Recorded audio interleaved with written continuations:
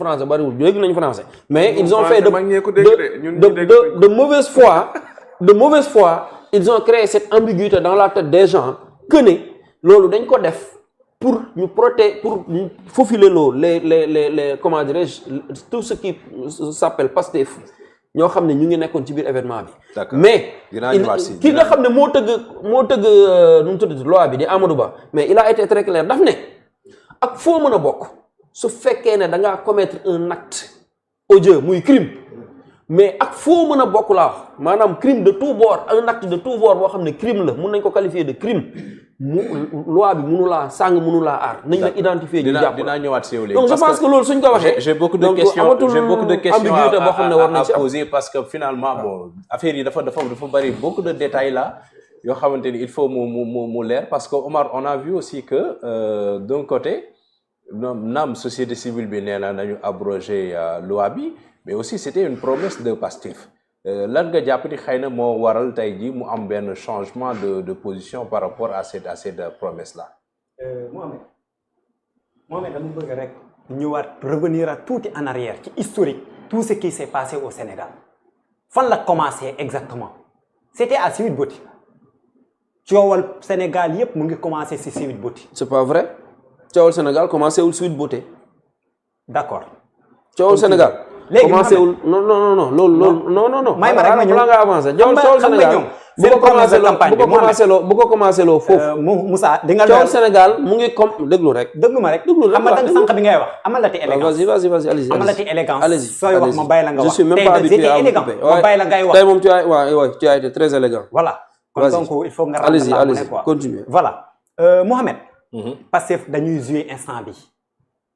gis nga li société civile bi def nii c'est juste pour les pousser ñu ne wuyaay société civile bi wax na ñu tegandi loi bi ci suuf ñoom ñi seen bopp bugguñu ko abrogation loi bi bugguñu ko parce que il nous parle de interprétation d'ailleurs moo wax la benn affaire crime de sang amul ci code pénal du Sénégal les infractions qui existent il y en a 3 contravention délit ak crime ñett infractions yi ñoo am ci code pénal beneen aspect bi ma wax la benn affaire torture bi nga xam ne ni moom la ñuy wax bi gars yi di wax torture bi bokkul ci loi d'amnistie bi parce que nekk na benn aspect boo xam ne nii bul fàtte ne Sénégal en rapport dafa bokk ci ay convention te cette convention du 10 décembre 1984 boo xam ne ni Nations Unies mu ngi ko ratifié te bépp pays boo xam ne ni bokk nga ci torture dañ ko war a punir Moussa même yow tey bu nekkoon na tey Sénégal dañ ko fee jëlee boo demee ci yoon dañ koy atte xam nga loolu dëgg la Moussa lan ngeen di daw laa xamul ci abrogation loi bi ngeen bàyyi interprétation de côté mu tëdd nelaw ngeen jël loi bi abrogé ko une bonne fois pour tout lépp loo xam ne def nekkoon na fi mu leer yéen a ngi wax torture mais xoolaat leen les vidéos les saccages Moussa ñaata station ngeen fi toj Moussa ñaata comment entreprise privée ngeen fi toj ñaata kër jaamur ngeen fi taal pourtant loolu yëpp mu ngi fi sénégalais ñu ngi ci teg seen bët te kenn defu ko ku dul yéen yaa ngi accuser mbër boobu noonu xaw ma li mu def mais yéen li ngeen def c'est pur ñaata nit ngeen yàq seen liggéey fii ci Sénégal y a beaucoup de jeunes yoo xam ne ni tey bu ñu ñàkkee seen liggéey c'est grâce à vous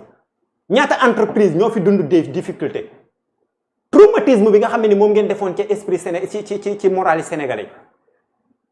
tey ku xëyoon xelam du dal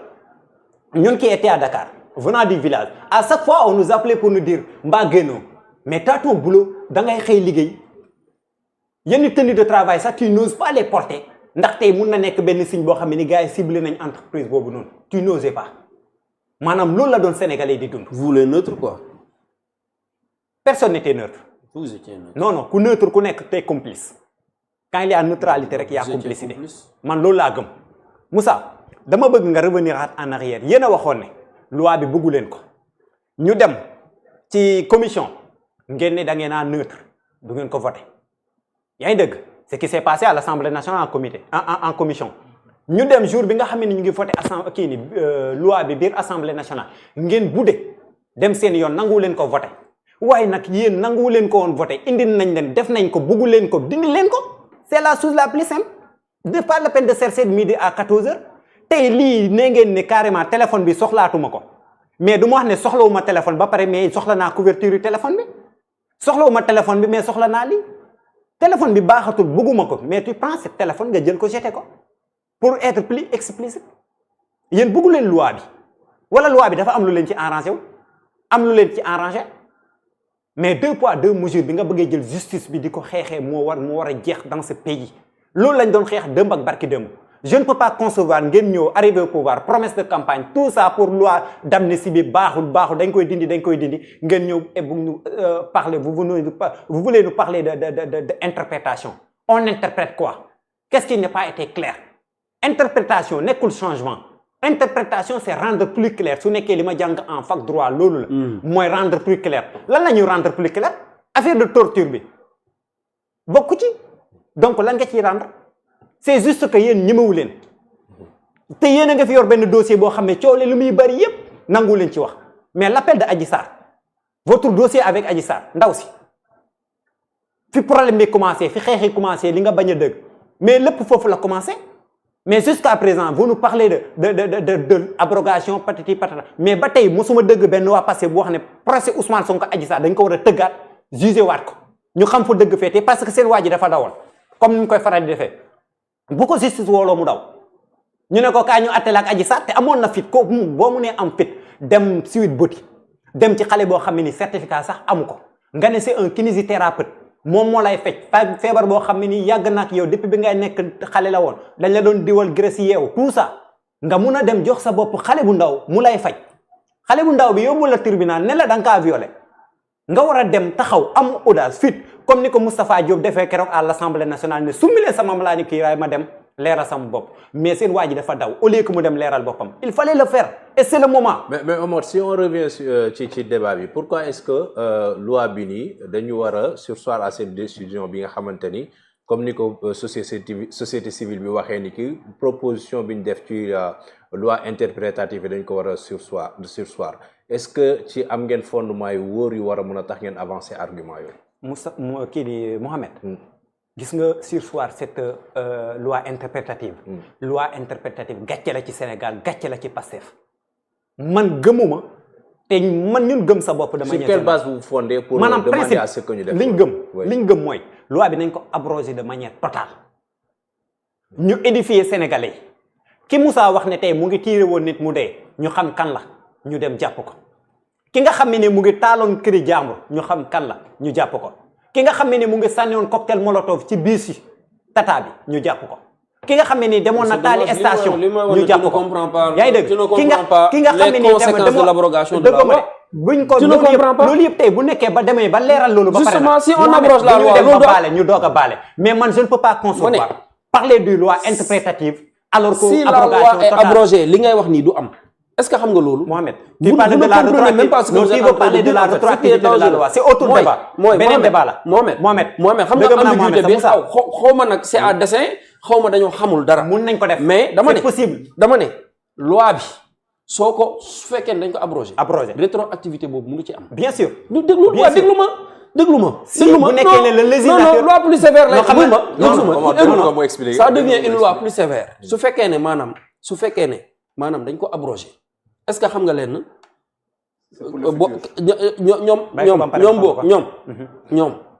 ñoom dañoo jàpp ne suñu abrogé loi bi dañuy delloowaat Ousmane Sonko kaso booy dañ leen di jàppaat delloo leen kaso ñi doon comment dirais-je ñi doon rey ak ñun dañ leen déedéet demeewul noonu loolu moo tax en fait ñu ne duñ abrogé loi bi dañ koy interpréter pour que ñi nga xam ne waruñu rëcc ñu bañ a rëcc ci loi boobu parce que su fekkee ne dañoo abrogé loi bi xam nga lan lay jël tenir en compte xam nga lan lay tenir en compte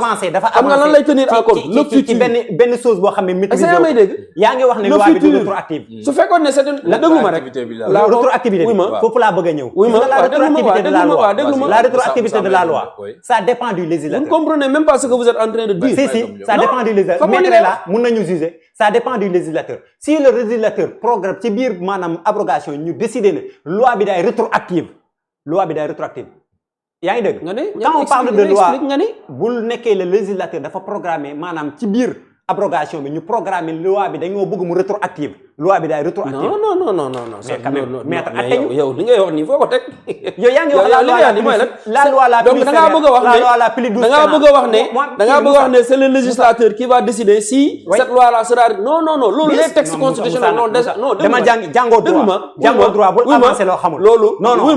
Mouhamed Moussa déglu ma man li ma jàng xamoo ko yow xamoo li ma jàng. dëgg ma xaw ma li nga jàng mais li ngay wax noonu amul. li ngay wax noonu code pénal le code pénal dégg nga ma wax la benn affaire saa da nga may déglu. waxal mais li ngay wax c'est le code pénal qui organise la rétroactivité de ces lois ou pas. Ce n'est pas le législateur. non teg ko ci moom mooy décider ba xam la loi sera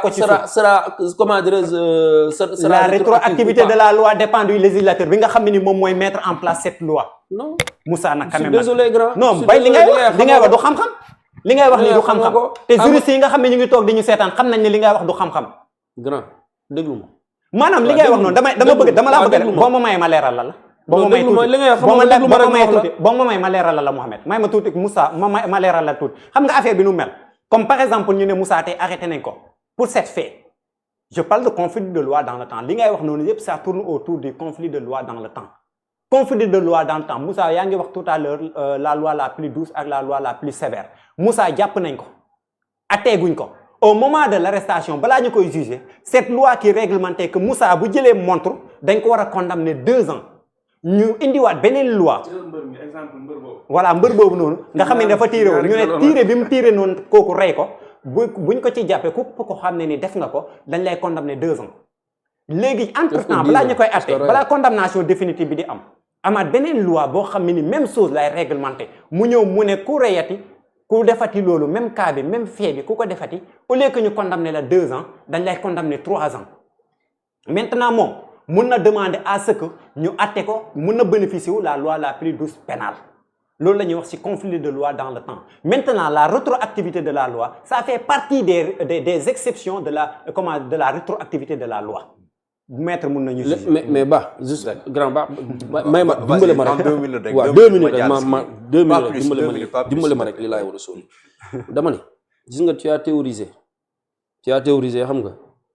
maanaam li nga expliqué léegi tu as expliqué le contraire par rapport à ce qu'on a dit tout à l'heure sur la rétroactivité de la loi le contraire nga wax dama ne su fekkee ne nañ ko waxtaan ci waxtaan bu wolof ñu jël ko teg ko ci kaw table bi mu leer dama ne ñi nga xam ne dañoo defoon ay exactions ci biir événement yi ak ñi nga xam ne dañ leen a tëjoon su fekkee ne yéen ci seen perspective yéen da ngeen bëgg ñu abroger loi bi suñ ko abroger yéen seen perspective lan la mooy que ne ñu delloowaat machine bi à 0 rewind ko ba ci ginnaaw nga xam ne ñi nekkoon prison dañuy dellu prison yaa ngi may dégg ñi nga xam ne dañoo commettre ñoom ñëpp ñu jël leen ñu boole ñu juger primo c'est une impossibilité notoire loolu moo tax gars yi di bañ rétroactivité loi yu mel noonu ndax yaa may dégg parce que ay événement de masse la parce que bu boobaa ndax yaa déglu ma rek ay événement de masse la yow imagine toi ñu ne woon parce que dañoo abrogé loi bi léegi les 1600 détenus yi nga xam ne jàppoon nañ leen ñoom ñëpp dañ leen war a dolli jiwaat kaso non nan lañ koy defee loolu moo tax ñu ne loi yooyu noonu su fekkee ne dañ ko abrogé ça prend en compte le futur ça ne prend pas en compte le passé. Ça dépend du législateur. Donc ñi nga xam ne su fekkee ne dañ ko abrogé ça devient nul et non am léppay daanuwaat ci suuf. léegi nag loolu su amee moom mooy événement yi am na ci zéro ci waroon ci rëcc na. boo génnee na nga dem renseigner ci li ngay wax li ngay maîtriser woo ko. tu ne maîtrises pas li ngay wax xamoo ko maîtriser woo ko. li ngeen wax sax loolu xale bu ndaw sax waroo ko mën a maîtriser li ngay wax ku dëgg li ngay wax noonu ne wax ne maanaam juge bi wala loi bi moo wax rétroactive wala ñàkk rétroactive loolu Moussa la rétroactivité dépend du législateur. D'accord. Honorable yow assemblée lii bu muy am fala la fekk.